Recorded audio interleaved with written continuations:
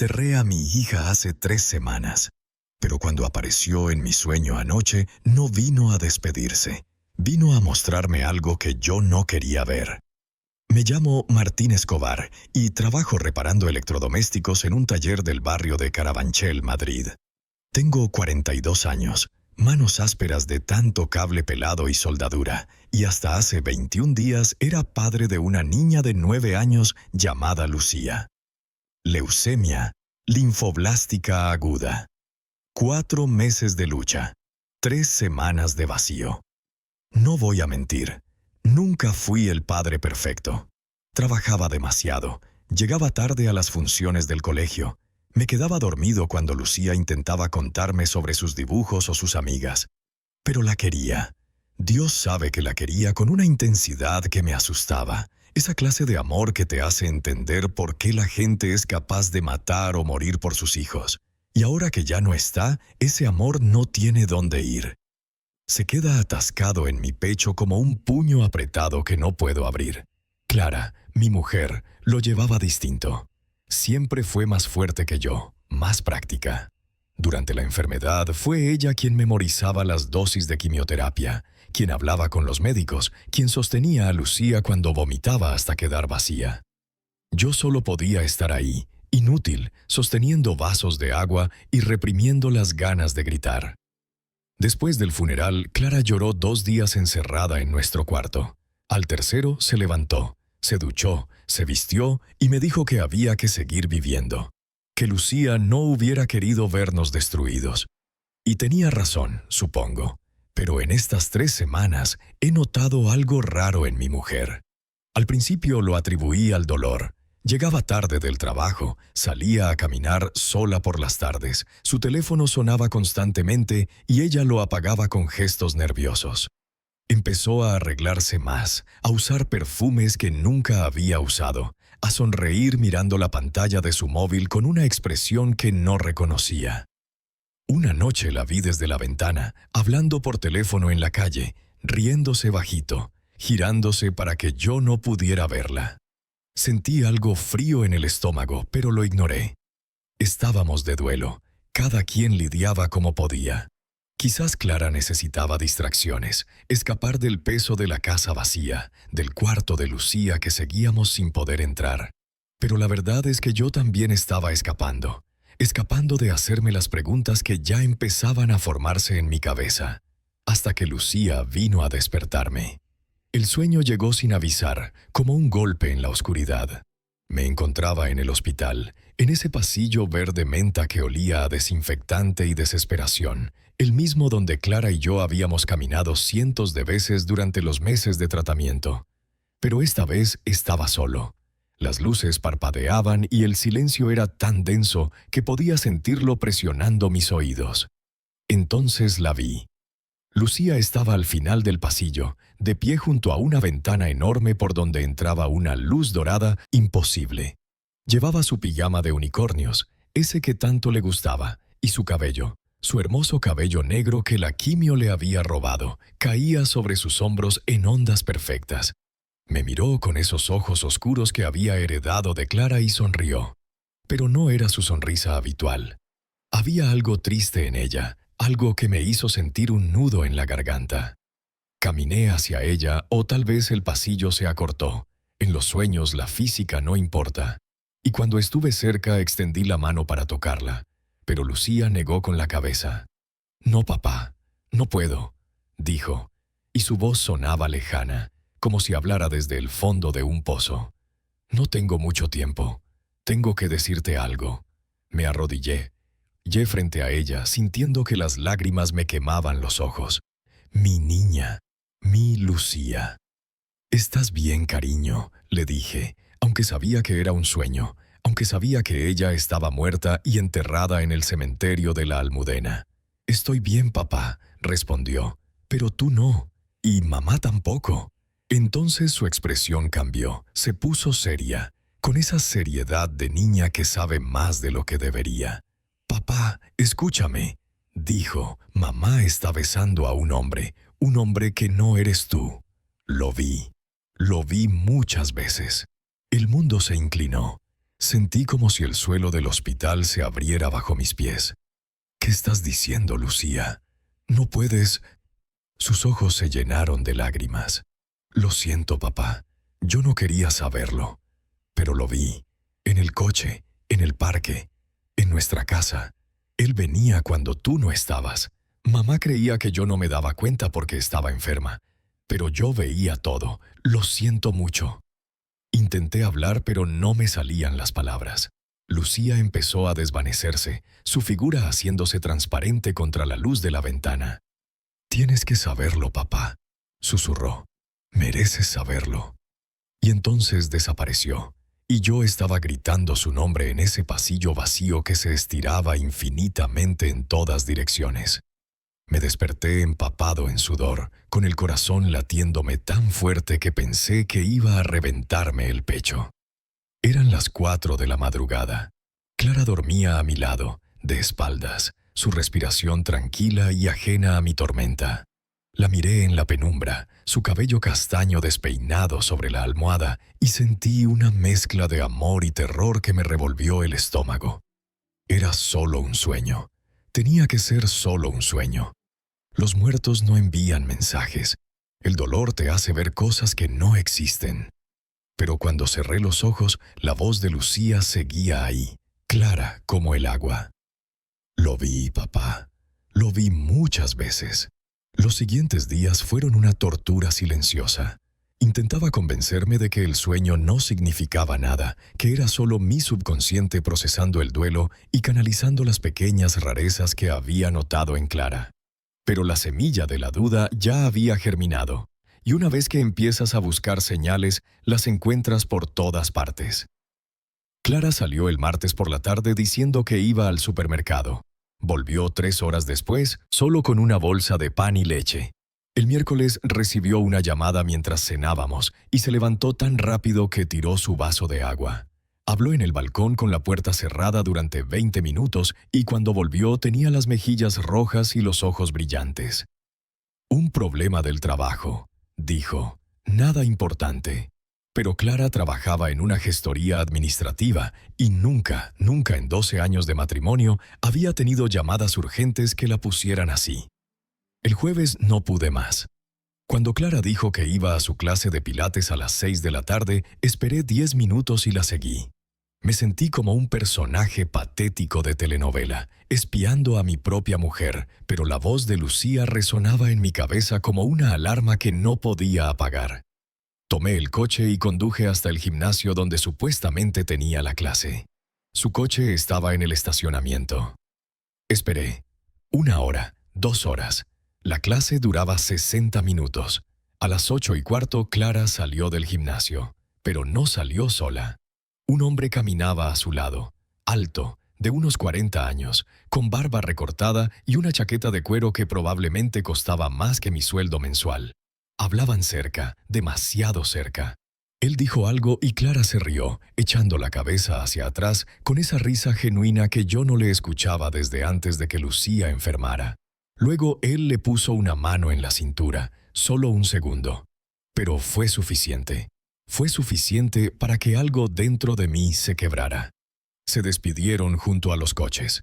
Él se inclinó y le besó la mejilla, rozando peligrosamente cerca de su boca. Clara le dijo algo, él asintió, y cada quien se fue por su lado. Yo me quedé ahí sentado, con las manos aferradas al volante, sintiéndome como si acabara de recibir un puñetazo en el estómago. No era prueba definitiva, pero era algo. Y ese algo me estaba matando. Esa noche no pude dormir. Clara llegó a casa cantando bajito, se duchó tarareando una canción que no reconocí y cenó con un apetito que no había tenido en semanas. Yo fingí normalidad, preguntándole por su clase, y ella me contó sobre las posturas de pilates con tanto detalle que por un momento pensé que tal vez me había equivocado. Tal vez ese hombre era solo un amigo. Tal vez el dolor me estaba volviendo paranoico. Pero entonces su teléfono vibró. Clara lo miró, sonrió y escribió algo rápido antes de guardarlo. «Fui al baño», murmuró, y desapareció por el pasillo. Aproveché esos 30 segundos. Su móvil estaba sobre la mesa, sin contraseña. Clara nunca había sido de esconder cosas, o eso creía yo. Abrí WhatsApp y ahí estaba.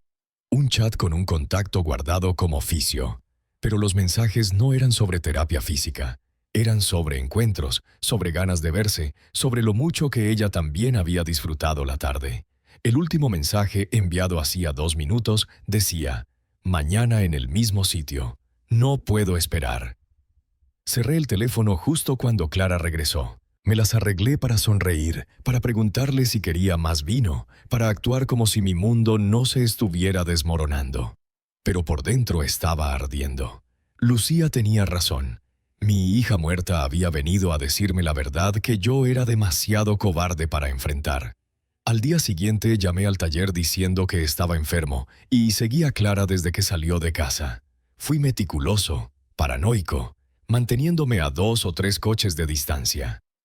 Ella condujo hasta un café en el barrio de Malasaña, uno de esos lugares modernos con plantas colgantes y mesas de madera reciclada. Él ya estaba ahí esperándola.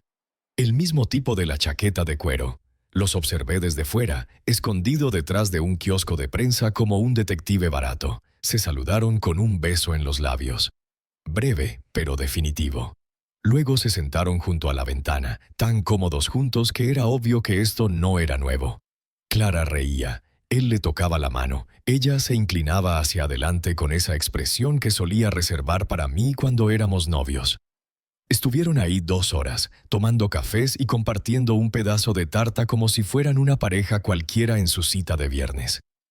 Cuando salieron, caminaron hasta un edificio cercano, un edificio residencial. Él sacó unas llaves y abrió el portal. Clara lo siguió sin dudar. La puerta se cerró detrás de ellos y yo me quedé ahí parado en la acera, bajo la llovizna que había empezado a caer, sintiéndome como el idiota más grande del mundo. Mi mujer, mi Clara, la madre de mi hija, entrando a un apartamento con otro hombre mientras yo todavía lloraba a nuestra niña muerta. Volví a casa hecho una furia contenida. Rompí un vaso en la cocina. Pateé una silla. Lloré por primera vez desde el funeral, lágrimas de rabia y traición que me quemaban la cara. Pero cuando se me pasó la tormenta inicial, me invadió algo peor, la necesidad de entender. ¿Por qué? ¿Desde cuándo? ¿Cómo había podido Clara hacer esto mientras Lucía estaba muriendo? Porque eso era lo que Lucía había dicho. Lo vi muchas veces, plural. Esto había estado pasando durante meses, tal vez durante todo el tratamiento, mientras yo trabajaba horas extra para pagar las medicinas y Clara supuestamente acompañaba a nuestra hija a las sesiones de quimioterapia. Necesitaba más información. Necesitaba nombres, fechas, evidencia. Así que hice algo que nunca pensé que haría. Contraté a un investigador privado. Bueno, contratar es una palabra generosa. Lo que realmente hice fue contactar a Javi, un tipo con el que había ido al instituto y que ahora trabajaba en seguridad. Le conté la situación, le pasé 200 euros y él me prometió conseguir información sobre el hombre de la chaqueta de cuero. 2 días después, Javi me llamó. El tipo se llama Rodrigo Valverde. 38 años, arquitecto, divorciado, vive en ese apartamento de Malasaña. Y aquí viene lo interesante, Martín. Trabaja en la misma zona empresarial que Clara. Su oficina está en el edificio de al lado. Probablemente así se conocieron. Tíos del trabajo que se toman cafés, luego almuerzos, luego ya sabes cómo va la cosa. Pero lo que Javi dijo después me dejó helado. He estado vigilando sus movimientos los últimos 2 días. Tu mujer va a ese apartamento 3 veces por semana, siempre entre las 2 y las 4 de la tarde. Hizo una pausa. Incómodo. Martín, tío, esto lleva tiempo. No es algo nuevo. He preguntado por ahí, discretamente. Una vecina del edificio me dijo que lleva viéndolos juntos desde hace al menos 6 meses. Desde antes de que tu hija... No me dejó terminar la frase. Colgué el teléfono y me quedé sentado en el sofá mirando la pared. 6 meses. Lucía había enfermado en febrero. Murió en septiembre. Clara había estado engañándome durante todo ese tiempo, durante los meses más horribles de nuestras vidas, mientras nuestra hija se apagaba poco a poco. Clara había encontrado consuelo en los brazos de otro hombre. Pero entonces algo no cuadraba. Lucía había dicho: «Lo vi en nuestra casa. Él venía cuando tú no estabas». Eso significaba que Rodrigo había estado en mi casa, en el hogar donde mi hija agonizaba. La rabia me cegó. Subí al dormitorio y empecé a buscar. Revisé los cajones de Clara, su armario, su mesita de noche. Y ahí, escondida bajo una pila de revistas viejas, encontré una caja pequeña. Dentro había fotos. Fotos de Clara y Rodrigo en restaurantes, en la playa, en ese maldito apartamento. Y algo más, un sobre con una carta. La carta estaba fechada 3 meses atrás, julio, cuando Lucía todavía estaba viva. Era de Rodrigo para Clara. Decía cosas sobre lo mucho que la amaba, sobre cómo entendía que esto era difícil, pero que pronto podrían estar juntos sin esconderse. Sobre cómo él sería paciente esperando a que ella resolviera su situación familiar. Las últimas líneas decían: «Sé que Lucía lo está pasando mal y lamento que todo sea tan complicado. Pero piensa en nosotros, en nuestro futuro. Cuando todo esto termine, podremos ser libres». Se me cayó la carta de las manos. Cuando todo esto termine, cuando Lucía muriera. Ese hijo de puta estaba esperando a que mi hija se muriera para poder tener a mi mujer sin complicaciones. Y Clara había seguido con esto, sabiendo lo que significaba, sabiendo que su amante veía la muerte de nuestra hija como un obstáculo temporal. Pero aún había algo más que no encajaba, algo que mi cerebro se negaba a procesar. Si Clara quería estar con Rodrigo, si realmente lo amaba, ¿por qué seguía aquí? ¿Por qué no se había ido ya? Lucía llevaba 3 semanas muerta, ya no había nada que la detuviera. Y sin embargo, Clara seguía durmiendo a mi lado cada noche, preparando el desayuno, fingiendo que éramos una pareja en duelo. Tenía que haber algo más, algo que todavía no veía. Volví al apartamento de Rodrigo, esta vez sin esconderme, sin disimular. Toqué el timbre. Él abrió con una sonrisa que se congeló cuando me vio. «Martín, no nos conocemos, pero sé perfectamente quién eres», le dije, y empujé la puerta antes de que pudiera reaccionar. Él intentó protestar, balbucear algo sobre llamar a la policía, pero le corté. «Cállate y escucha. Sé lo de Clara, sé lo de los últimos 6 meses. Sé que has estado esperando pacientemente a que mi hija se muriera para poder tener tu final feliz». Vi cómo el color se le iba de la cara. Pero lo que no entiendo es por qué Clara sigue conmigo. Así que vas a decirme qué está pasando realmente. Rodrigo me miró durante un largo momento, y luego algo extraño sucedió. Se echó a reír. Una risa amarga, sin humor. «Tío, no tienes ni idea, ¿verdad?». Se dejó caer en el sofá, pasándose las manos por la cara. «Clara no se va contigo porque te ame. Se queda porque le conviene. ¿El dinero del seguro? ¿El que cobraste cuando Lucía murió?». Mi corazón dejó de latir. El seguro. Cuando Lucía nació, había contratado un seguro de vida para ella, una de esas pólizas que te venden en el banco y que nunca piensas que vas a necesitar. Después de su muerte, la aseguradora nos había pagado 150.000 euros. Una cifra absurda, obscena, como si la vida de mi hija pudiera traducirse en dinero. Ese dinero estaba en una cuenta conjunta, a nombre de Clara y mío. Rodrigo continuó con voz cansada.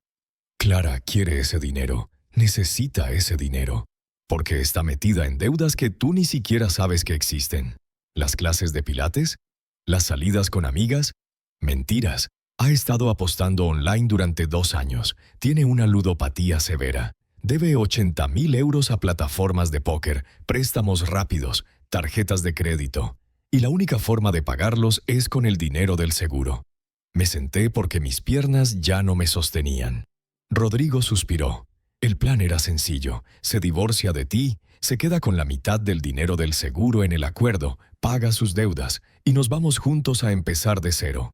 Pero si se va ahora, sin divorciarse correctamente, tú podrías bloquear el dinero, reclamar que es indemnización por la muerte de vuestra hija y que no debe repartirse.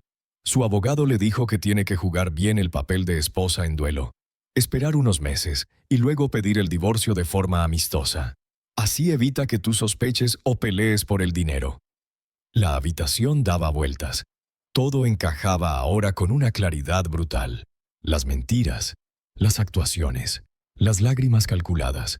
Clara había convertido la muerte de nuestra hija en una estrategia financiera. Pero, añadió Rodrigo con una mueca de dolor, yo ya no puedo más con esto. Pensé que la amaba. Pensé que era una mujer atrapada en un matrimonio infeliz. Pero cuando vi cómo actuaba mientras Lucía se moría, cómo me pedía que fuera paciente mientras su hija agonizaba, cuando me di cuenta de que solo le importaba el dinero, me levanté. Tenía ganas de golpearlo, de destruir algo, pero ya no tenía energía para más violencia. Solo me quedaba un vacío inmenso, un agujero negro donde antes había estado mi vida. Salí de ahí sin decir nada más. Rodrigo me gritó algo desde la puerta, pero yo ya no escuchaba. Caminé por las calles de Madrid durante horas, bajo la lluvia que ahora caía con fuerza, empapándome hasta los huesos, y lo único que podía pensar era en Lucía, en cómo incluso muerta, incluso desde el otro lado de lo que sea que venga después, había intentado protegerme. Había venido a advertirme. Mi pequeña niña, que nunca debió cargar con secretos tan oscuros, había usado su último mensaje para salvarme. El confrontamiento sucedió 3 días después. No lo planifiqué. Simplemente ocurrió, como una tormenta que llevaba demasiado tiempo formándose. Clara llegó a casa a las 7 de la tarde, como siempre, con su sonrisa ensayada y su pregunta de rutina sobre cómo había sido mi día. Y algo dentro de mí se rompió. Le pregunté directamente. Le pregunté por Rodrigo. Vi cómo su rostro pasaba del desconcierto a la palidez absoluta en cuestión de segundos. Intentó negarlo, luego admitió pero minimizó. Luego lloró y pidió perdón. Dijo que había sido un error, que estaba confundida por el dolor, que el duelo la había vuelto loca. Pero yo ya no compraba sus mentiras. Le conté lo que sabía. Todo. Las deudas, el plan, el dinero del seguro, las conversaciones con Rodrigo, las fotos, la carta. Y con cada revelación, la máscara de Clara se caía un poco más hasta que finalmente se quedó ahí, de pie en medio de nuestra sala, sin nada más que decir. La mujer que había sido mi esposa durante 12 años, la madre de mi hija, se había convertido en una extraña. Intentó justificarse. Las deudas habían empezado como algo pequeño, una forma de escapar del estrés cuando Lucía enfermó. Luego se le había ido de las manos. Rodrigo había aparecido en el momento justo, ofreciéndole atención y una salida. No era una mala persona, insistió, solo estaba rota, desesperada, tratando de sobrevivir. Pero había algo que necesitaba saber. ¿Lucía lo sabía?, le pregunté. Mi voz sonaba muerta, sin emoción. Clara cerró los ojos. Sí, susurró. Se dio cuenta hace unos meses. Me confrontó una vez. Me dijo que estaba haciendo daño a papá, que tenía que parar. Pero le dije que era complicado, que algún día lo entendería. Clara empezó a llorar. Nunca pensé que se lo diría de alguna forma. Que incluso después de morir encontraría la manera de protegerte. En ese momento comprendí la magnitud del dolor de Lucía.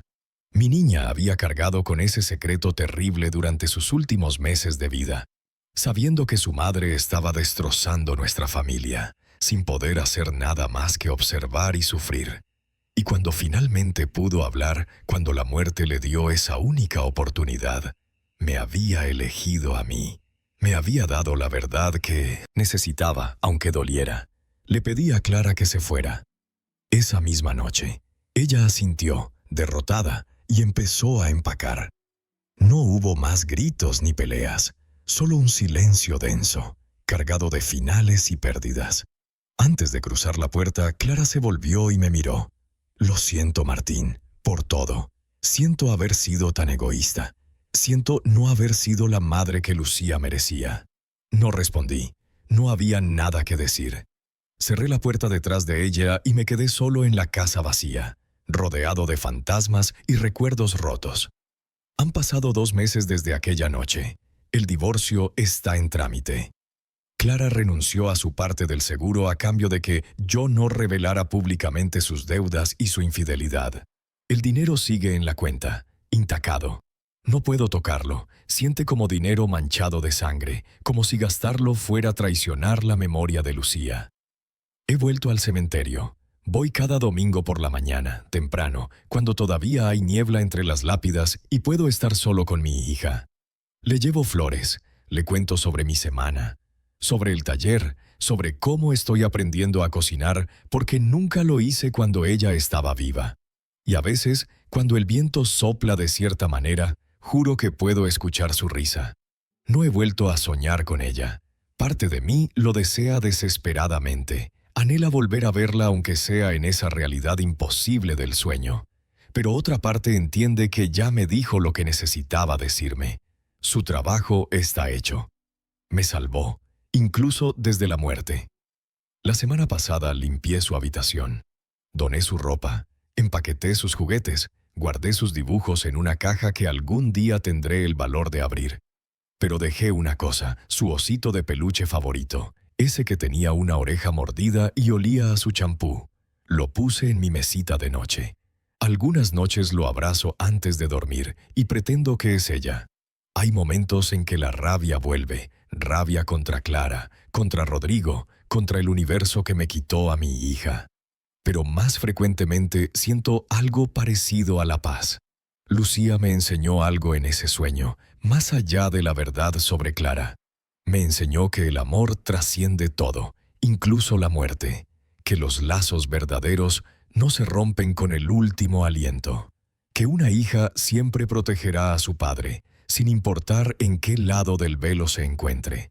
No sé si hay vida después de la muerte, si Lucía está en algún lugar mirándome, si ese sueño fue real o solo mi subconsciente procesando sospechas enterradas.